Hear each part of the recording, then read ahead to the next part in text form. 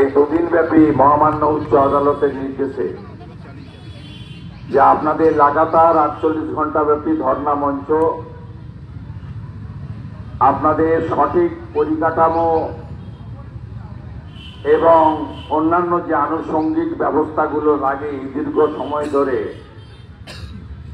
অবস্থান বা ধর্ণা চালিয়ে যেতে, সেই ব্যবস্থাগুলো সম্পূর্ণ না থাকা সত্ত্বেও আপনারা যেভাবে শান্তিপূর্ণভাবে গণতান্ত্রিক পদ্ধতিতে মহামান্য উচ্চ আদালত থেকে লড়াই করে আপনাদের অধিকার, সেই অধিকার বলে আপনারা যে ধর্ণা করছেন, আমি তাতে আপনাদের সকলকে প্রথমেই অভিনন্দন এবং কৃতজ্ঞতা জানাই। এবং আমি প্রসঙ্গত বলিনি, এটা আমার আপনাদের কাছে আসা নতুন নয়। আপনারা রেড রোডে মা মাতঙ্গিনী হাজরার মূর্তির পাদদেশে দীর্ঘদিন ধরে প্রায় 800 দিনের কাছাকাছি, 796 দিন, সেই দীর্ঘ সময় কখনো বর্ষা, কখনো শীত, মশা মাছি, সত্যিকারে অত্যন্ত প্রতিকূল কঠিন একটা পরিবেশের মধ্য দিয়ে আপনারা লাগাতার যে ধর্ণা করেছেন, তাতে আমি আপনাদের সঙ্গে মিলিত হয়েছি এর আগে, এবং আমাদের কোন রকম রাজনৈতিক উদ্দেশ্য ছাড়া আপনাদের এই আন্দোলনকে পূর্ণ সমর্থন জানিয়েছি। এই রাজ্যের 2,33,27,000 মানুষকে প্রতিনিধিত্ব করা প্রধান বিরোধী দলের বিরোধী দলনেতা হিসেবে। এবং সাথে সাথে আপনারা জানেন যে গত 2 বছর বিধানসভার অধিবেশনে যখনই বলার সুযোগ পেয়েছি,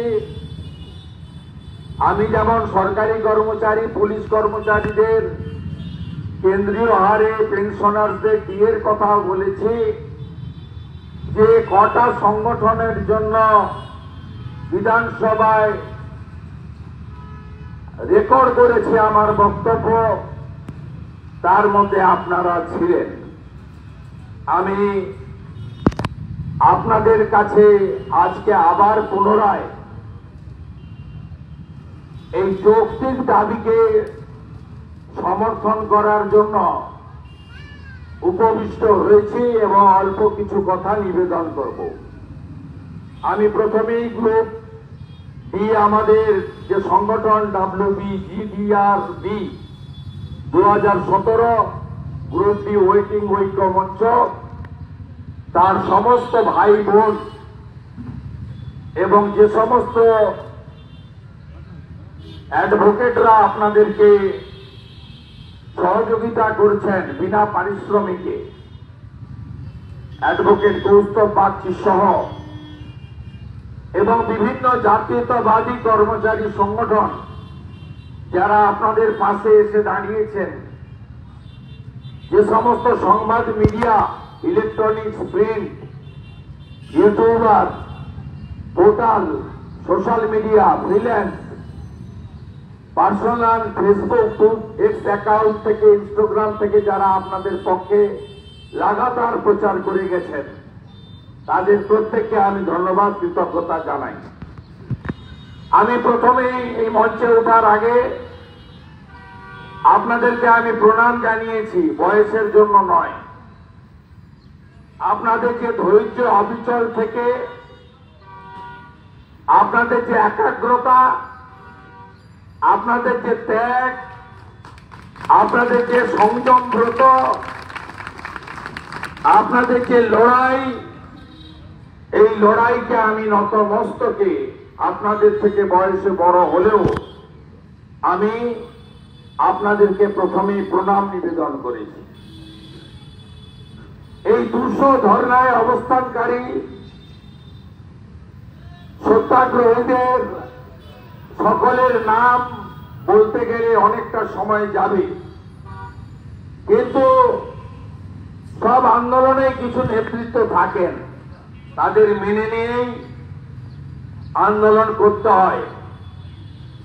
আমি আশিস খামরুই, প্রতীক সরকার, কাজী আজহার উদ্দিন, সুব্রত দেব প্রধান, সনাতন মাবদার সহ আমার সমস্ত আন্দোলনকারী নেতৃত্বকে আমি অন্তর থেকে কৃতজ্ঞতা জ্ঞাপন করি এবং তারা আন্তরিকতার সঙ্গে আমাকে আমন্ত্রণ করে এখানে আপনাদের কাছে কিছু বলার সুযোগ করে দিয়েছেন, তার জন্য আমি ধন্যবাদ জানাই।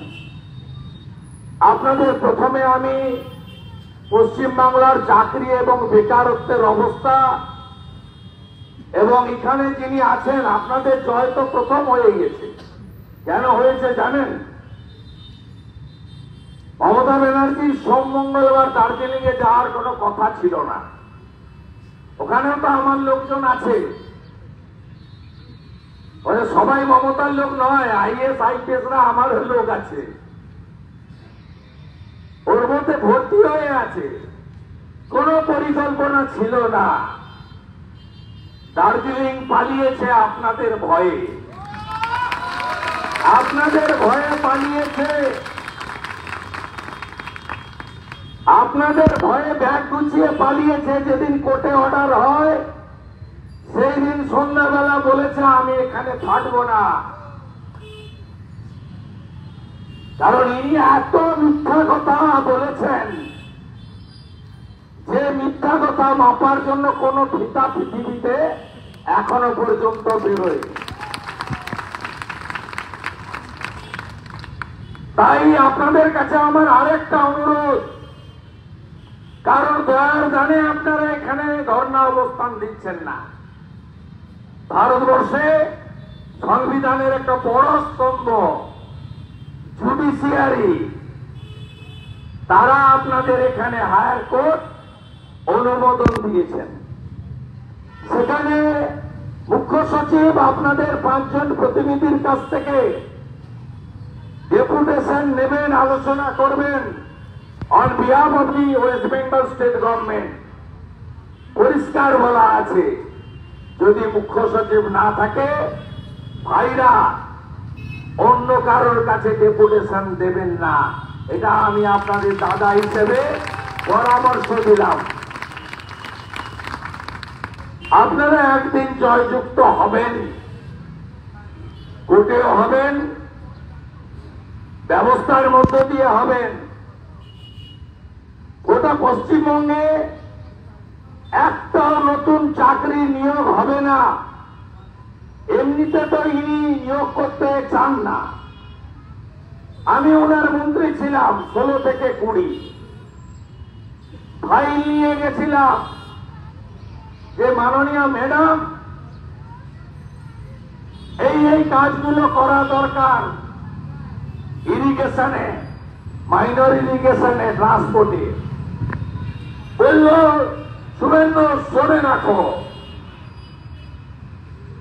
এই যে কাজগুলো করতে বলেছ, এই যে ফাঁকা পোস্টগুলোকে পাবলিক সার্ভিস কমিশন থেকে নিয়োগ করতে বলেছ, এতে আমার লাভ কি? আমার তো কোনো লাভ হবে না। একটা গ্রুপ বি চাকরি দিতে গেলেও তো 25-30 হাজার টাকা লাগে স্টার্টিং এ মিনিমাম। একটা প্রাইমারি টিচার হলো 25-30 হাজার টাকা লাগে।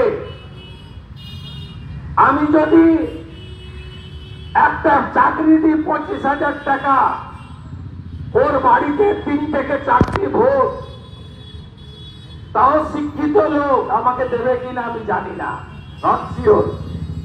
আর আমি যদি ওই 25 হাজার টাকা 500 টাকা করে 50টা বাড়িতে দিয়ে দিতে পারি, তাহলে 50 গুণিত 4, 200টা ভোট আমার পাক্কা হয়ে গেল। এই হচ্ছে ইনার মানসিকতা। ওবিসি নিয়ে যে কাণ্ডটা করে দিয়েছে, তাতে আর কোন নিয়ম হবে না। ওবিসি, এসসি, এসটি তারা হবেন, এটা ভারত সরকার ঠিক করেন। এসসি কমিশনের অনুমোদন নিতে হয়, এসটি কমিশনের অনুমোদন নিতে হয়, ওবিসি কমিশনের অনুমোদন নিতে হয়। ইনি ভোটের জন্য সবাইকে ওবিসি করে দিয়েছেন, কিন্তু অনুমোদন করাননি ওবিসি কমিশনের। তাই কলকাতা হাইকোর্টের ডিভিশন বেঞ্চ মাননীয় বিচারপতি তপব্রত বন্দ্যোপাধ্যায়, মাননীয় বিচারপতি রাজাশেখর মান্তার বেঞ্চ, মমতা ব্যানার্জি, তপব্রত চক্রবর্তীর বেঞ্চ এবং জাস্টিস রাজাশেখর মান্তার বেঞ্চ ওবিসির তালিকা পশ্চিমবঙ্গে বাতিল করে দিয়েছেন। আমি বাতিল বা পাশের মধ্যে যাচ্ছি না, আমি আপনাদের এই কথাটা বলতে চাই, এই জটিলতাটা মমতা ব্যানার্জি তৈরি করেছেন। তারপরে সুপ্রিম কোর্টে গেছিলেন এই সিঙ্গেল ডিভিশন বেঞ্চের অর্ডারটাকে স্টে করাতে, সুপ্রিম কোর্ট স্টে দেয়নি। তাই আমার নাম করে লিখে রাখুন, আমি 6 মাস ধরে বলছি যে পশ্চিমবঙ্গে যতক্ষণ না এই ওবিসির জট কাটছে একটাও নিয়োগ হবে না। ইনি যেটা করেছেন 6 লক্ষ পার্মানেন্ট পোস্ট তুলেছেন 13.5 বছরে। ইনি কয়েকটা হাতি পুষেন এখন, তার মধ্যে একটা সাদা হাতির নাম হচ্ছে ডক্টর অমিত মিত্র। তিনি যখন অর্থমন্ত্রী ছিলেন, তিনি এখন মুখ্যমন্ত্রীর অর্থনৈতিক উপদেষ্টা। যেমন অর্থনৈতিক উপদেষ্টা আরো অনেক উপদেষ্টা আছেন, এরা সব 3 লাখ টাকা করে বেতন পায়। এরা ক্যাবিনেট মন্ত্রীর সমান মর্যাদায় গাড়ি, সিকিউরিটি, বাংলো, পিএ, আরদালি সবকিছু পায়। ইনি 6 লক্ষ পার্মানেন্ট পোস্ট অবলুপ্ত করেছেন। আমি ক্যাবিনেটে প্রতিবাদ করতাম, আর আমাকে ডক্টর অমিত মিত্র বলতো চাকরি দিতে হবে না, এখন গোটা পৃথিবী নাকি কন্ট্রাকচুয়াল হয়ে গেছে। কন্ট্রাকচুয়াল হয়ে গেছে, তাই পার্মানেন্ট চাকরি দেওয়া যাবে না। 6 লক্ষ পোস্ট অবলুপ্ত করেছেন, 7,000 টেম্পোরারি চাকরি দিয়েছেন এই সরকার টাকার বিনিময়ে, নইলে পার্টির ক্যাডার দেখে, নইলে এমএলএ এমপিদের, মন্ত্রীদের আত্মীয় স্বজনকে, এবং তাদের কারো 4,000 টাকা বেতন, কারো 12,000 টাকা সর্বোচ্চ বেতন, মানে ওই হাফ দাড়ি কাটার মতো অবস্থা। এদের কারো নিয়োগপত্র নেই, 6 মাস অন্তর রিনিউয়াল করেন। তার কারণ এদেরকে দিয়ে নির্বাচনটা করতে হয়। যদি এদেরকে পার্মানেন্ট বা কনসালটেন্টেড পে করে দেওয়া হয় বা একদম অ্যাপয়েন্টমেন্ট দিয়ে দেওয়া হয়, 6 মাস অন্তর রিনিউয়াল না হয়, তাহলে এরা কেউ মিছিল মিটিংকে হাঁটবে না এবং ভোট লুটেও অংশগ্রহণ করবে না। এই হচ্ছে রাজ্যের অবস্থা। আমি বামেদের বিরোধিতা করেছি, বামেদের তাড়ানোর ক্ষেত্রে অন্য অনেকের সাথে আমারও একটা বড় ভূমিকা নন্দীগ্রামে ছিল। আমি লক্ষণ শেঠের মতো সিপিএম এর নেতাকে হারিয়েছি, যেমন 2021-এ মমতা ব্যানার্জিকেও হারিয়েছি। আমাকে হারাতে গেছিলেন, উনি হেরে বাড়ি চলে এসেছেন। Back to the pavilion. আর আপনাদের জন্য নয়, প্রচুর মানুষ চারিদিকে দাঁড়িয়ে গেছেন। প্রশাসনের লোকেরাও আমার কথা শুনছেন, কারণ এদের দেহ আছে মমতার সঙ্গে, হৃদয়টা আছে আমাদের সঙ্গে। এরাও পরিত্রাণ চান। আমি আপনাদেরকে আশ্বস্ত করছি, 26 সালে আমি যাকে নন্দীগ্রামে হারিয়েছি তাকে আমি প্রাক্তন মুখ্যমন্ত্রী করব, আর ওর ভাইপোকে জেলে পাঠাবো। আমি আপনাদেরকে কথা দিয়ে যাচ্ছি, আমার কথা রেকর্ড করে রাখুন। 15 মাস টাইম চাইছি। আর আমি যে কথা বলছিলাম, কোথাও কোনো চাকরি বাকরির গল্প নেই, শেষ করেছে বাংলাকে বামেরা।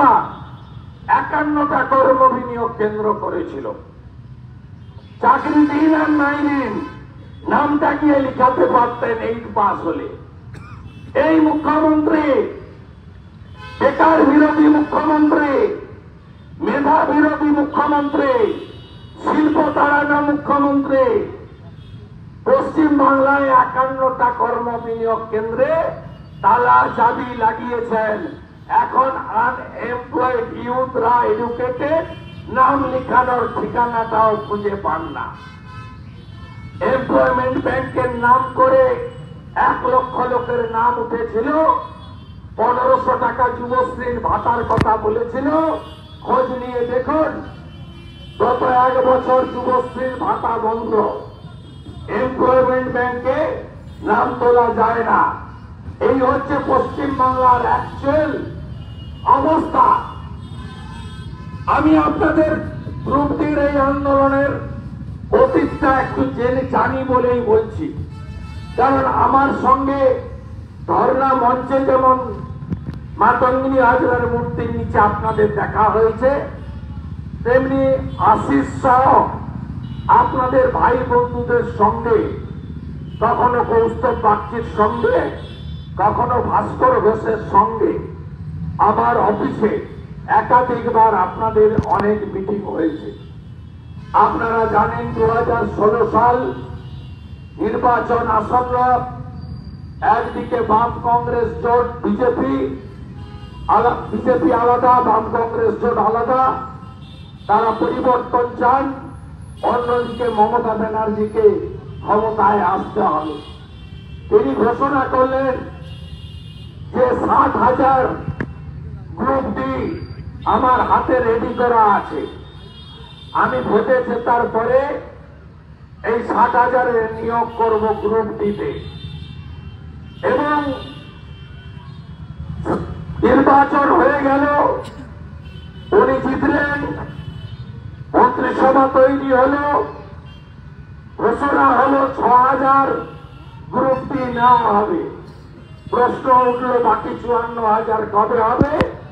উনি বললেন যে ধীরে ধীরে আরো 54,000 হবে।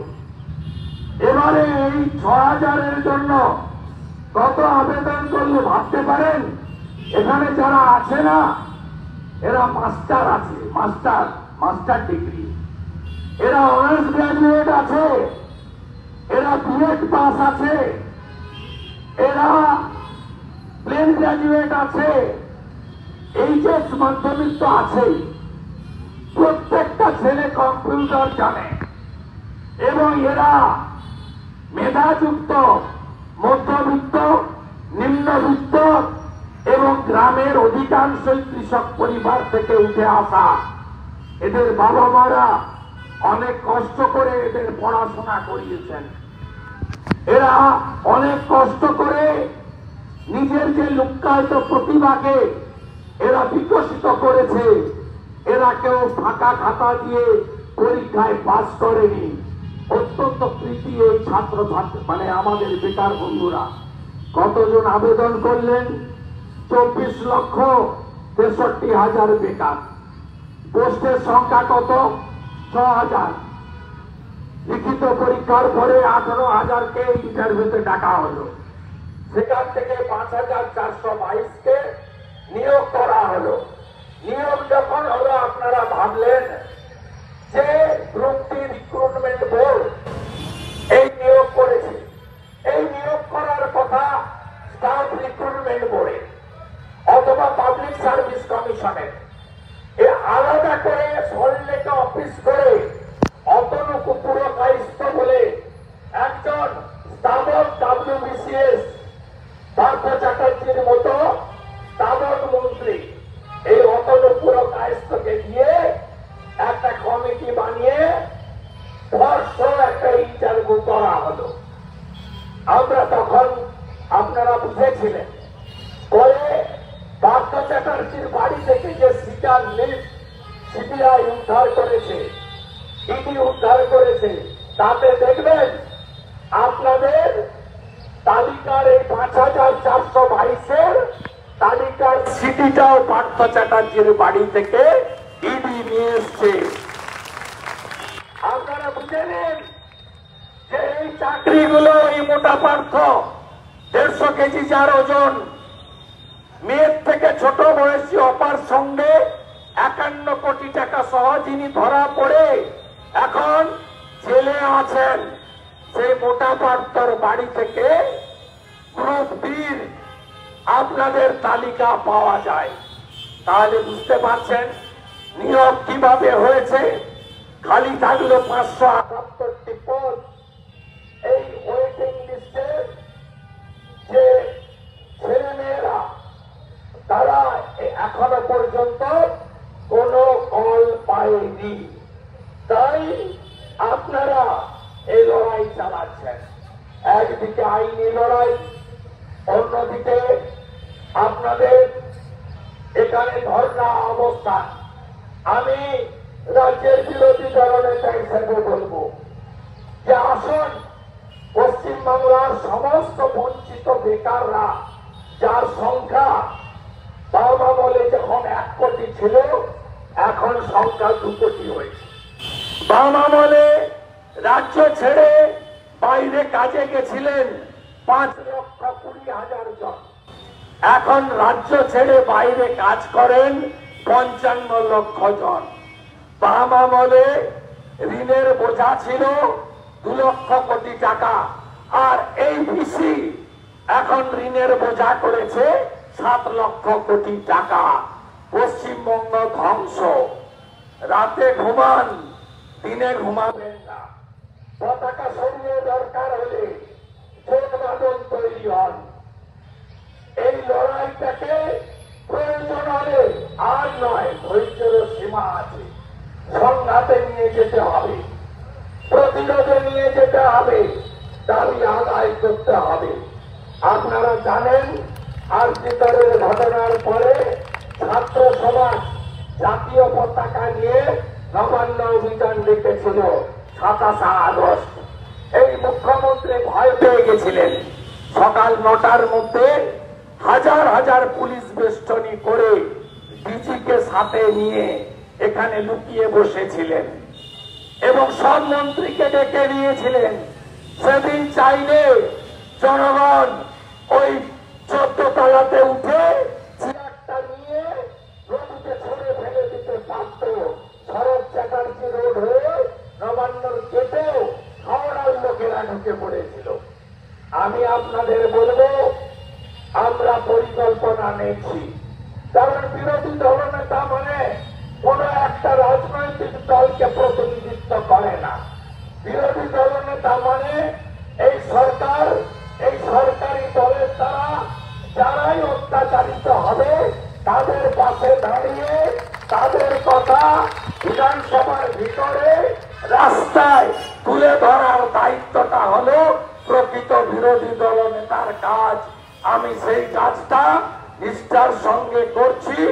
2021 সালে বকটুইতে যখন মুসলিম মহিলাদের পোড়ানো হয় সেদিন মমতা ব্যানার্জি আগে যায়নি, আমি আগে পৌঁছেছি 55 জন এমএলএ নিয়ে।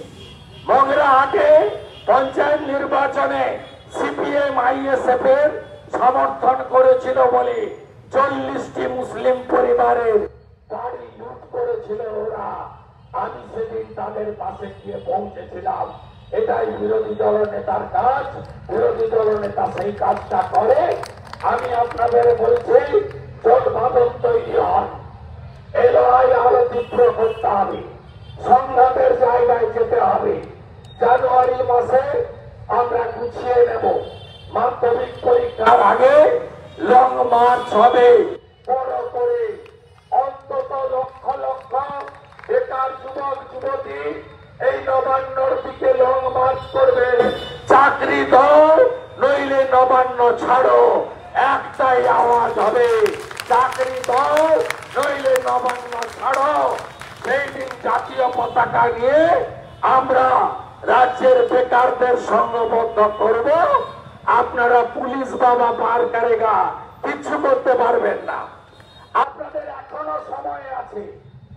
আপনারা অভিজিৎ মন্ডল টালা থানার ওসি গ্রেপ্তার হওয়ার পরেও যদি আপনাদের ঘুম না ভাঙে, মমতা তার ভাইকে কোন পুলিশকে বাঁচাতে পারবে না।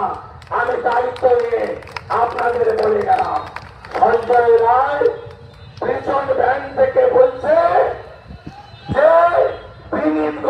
এগুলো করেছে। শুনে রাখুন, এখানকার পুলিশের লোকেরা বিনীত গোয়েলকে বাঁচাতে আপনাদের মমতা পারবে না। আপনি নিশ্চিন্ত থাকুন, আপনাদের সঙ্গে আমি ছিলাম, আছি, ভবিষ্যতেও থাকবো। বাকিটা আশিসরা, আমার সরকার ভাইরা, আজার ভাইরা এরা জানে। একেবারে বিনা শর্তে আছি। 25 তারিখ থেকে বিধানসভা খুলবে। আবার আপনাদের জন্য on the floor of the house আমি আমার আওয়াজ তুলব প্রত্যেক ভাইদের পক্ষে। ওই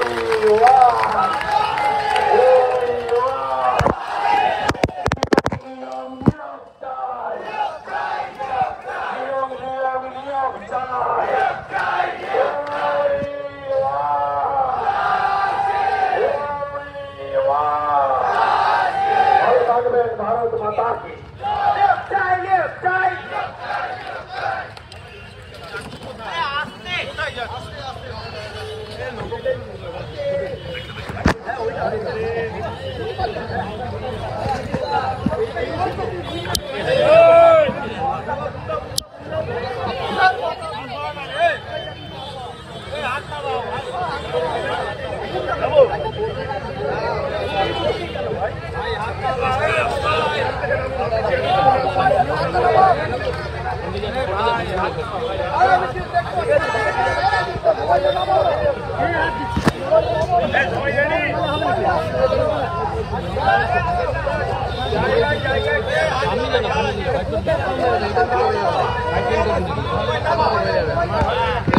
सामने क्या है मोबाइल लाना भाई सामने क्या है मोबाइल लाना भाई हाथ पीछे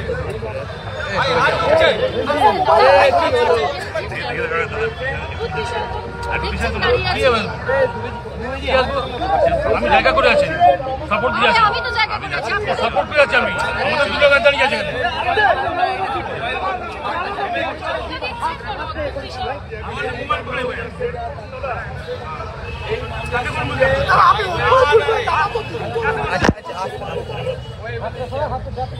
Rajiv Kumar IT secretary please resign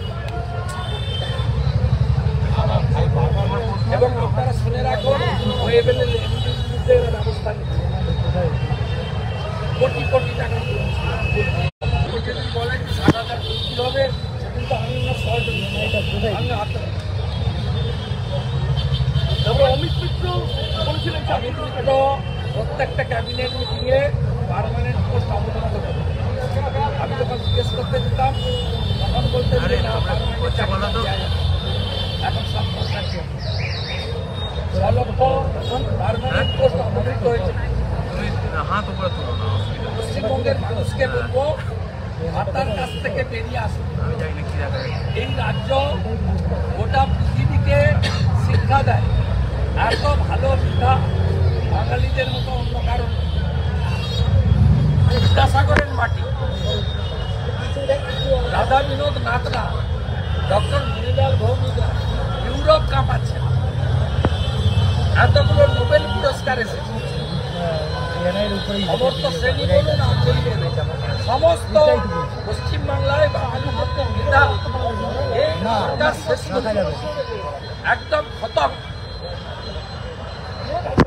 2 কোটির বেশি বেকার, কর্মবিনিয়োগ কেন্দ্র বন্ধ, মানে আপনার এমপ্লয়মেন্ট ব্যাংক ভাতা কেউ পায়। এই সরকার যে স্কিমগুলো বন্ধ করেছে তার মধ্যে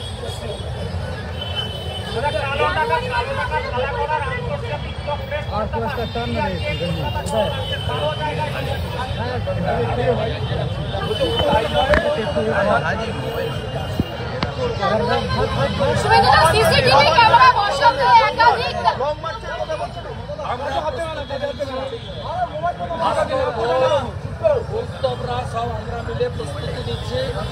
গ্রুপটি সংগঠন সহ সমস্ত যোগ্য চাকরি সংগঠন ঐক্যবদ্ধভাবে জাতীয় পতাকা নিয়ে আমরা একটা পোর্টাল বের করছি, আর তারপরে আমরা বড় লং মার্চের পরিকল্পনা নিচ্ছি। চাকরি দিন নইলে নবান্ন চেয়ার এটা বেকার যুবক যুবতীরাই করবে। আমি as a leader of opposition এদের মেন্টর হিসেবে সহযোগিতা করব এবং আমার যে দল সে দলের স্ট্যান্ড তো ক্লিয়ার। যে কোনো অরাজনৈতিক আন্দোলন যদি অধিগ্রাহ্য দাবিতে গিয়ে করে পশ্চিমবঙ্গ ভারতীয় জনতা পার্টি সেখানে তার কর্মী সমর্থকদের অংশগ্রহণ করতে হবে। এই কাজটা অন্য রাজনৈতিক দল যারা তথাকথিত এই সরকারের পরিবর্তন তাদেরও করা উচিত। পতাকা ছাড়া আমরা তো নাগরিক তো যে কোনো চুক্তিগ্রাহ্য ইস্যু নিয়ে লড়তে পারে। আমি যখন পতাকা নিয়ে লড়বো তখন আমি পতাকা নিয়ে যখন মিছিল হবে তখন মোহাম্মদ সেলিম সাহেব সিপি অজিত চৌধুরী আমি সুকান্ত বাবুরা পতাকা ছাড়া যখন আসি তখন তো আমরা নাগরিক। আমরা তো এই ভূমিকা পালন করি এবং বিরোধী দলনেতা মানে এই রাজ্যের সমস্ত সরকারের দ্বারা সরকারি দলের দ্বারা যারা টর্চার ভিকটিম তাদের পাশে দাঁড়ানো। সে কাজটা প্রথম দিন থেকে আমি মাতঙ্গিনী হাজরার মূর্তির নিচে 2-3 বার গেছি। এই আশিস ভাই এবং এদের টিমের সঙ্গে সল্টলেকে এবং নিজাম প্যালেসে আমার অফিস বস্তর প্রার্থী মানুষ হোসেনের উপস্থিতি এবং ড্যামার স্ট্রিটের মিছিলে আমি হেঁটেছি এবং আজকেও যে বক্তৃতা করলাম তাতে আমার যে রাজনৈতিক মত পথ তার প্রকাশ আমি ঘটাই। আমি এই আন্দোলনের মর্যাদা এবং তাদের লক্ষ্যকে সমর্থন করতে এবং পশ্চিমবঙ্গে এটা তো সত্যিই যে গত লোকসভা ভোটে মমতা ব্যানার্জি ভোট পেয়েছেন 45.67, অর্থাৎ রাজ্যের 54% মানুষ এই সরকারের বিরোধী। আমরা দ্বিধা বিভক্ত বলেই এই অন্যায়টা হচ্ছে। আমরা যদি ঐক্যবদ্ধ জনগণ যদি ঐক্যবদ্ধ হয় তাহলে এটা হতে পারে না। এবং আমি বলেছি প্রত্যেক রাজনৈতিক দলের আইডিওলজি আছে। তেল আর জল যেমন মেলে না তেমনি বাহামার বিজেপি কখনো মিলতে পারে তা আইডিওলজিটা ডিফারেন্ট। একটা পশ্চিমবঙ্গের নিরিখে আমরা তো সবাই বলতে পারি Mamata should step down, no vote to Mamata. এই দুটো কথার মধ্যে তো কোনো রাজনীতি নেই। এবারে পিপল উইল ডিসাইড কে ফরমেটেবল এবং ট্রাস্টেবল অল্টারনেটিভ। এটা জনগণের উপর ছেড়ে যাবে। এটা আমি এটার সঙ্গে আছি। চুক্তিগ্রাহ্য দাবি বিধানসভা খুললে আলাদা করে আমি 10টা সংগঠন নিয়ে বারে বলেছি আমি আলাদা করে মুক্তির জন্য এবারের বিধানসভায় মুলতবি প্রস্তাব আমরা জমা দেব। এদের জন্য আমি অন্তত এদের দাদা বা বন্ধু হিসাবে এইটুকু কাজ করতে পারবো। এইটা আমার আর একটা পরামর্শ আশিস ভাইদের বা ভাইদের দিয়ে গেলাম। হাইকোর্টের ক্লিয়ার অর্ডার আছে, চিফ সেক্রেটারি ডেপুটেশন নেবেন। চিফ সেক্রেটারি যদি ডেপুটেশন না নেন তাহলে এরা যেন কাউকে ডেপুটেশন না দেন। এটা আমার পরামর্শ, নট ডিসিশন। ডিসিশনটা ওদের নিতে হবে। আর সেকেন্ড হচ্ছে এদের জয় হয়ে গেছে। মমতা ব্যানার্জি তাকে যাওয়ার কোনো কথা ছিল না, মমতা পালিয়েছে। এদের মুখামুখি হতে পারবে না বলে মমতা তার